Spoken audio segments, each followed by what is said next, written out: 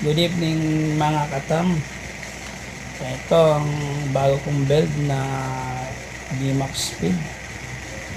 Try ko lang. Split dash motor po siya. Medyo lobat pa to. Pinainit ko lang konti dahil gabi na naman. Hindi na pwede maglaro. Kaya try ko lang. First time na ito tumakbo. Kasi bagong build ko lang. Best chassis siya for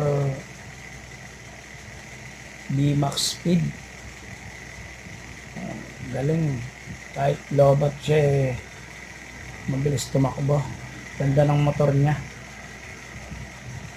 Okay mga lods, thank you at magandang gabi sa lahat.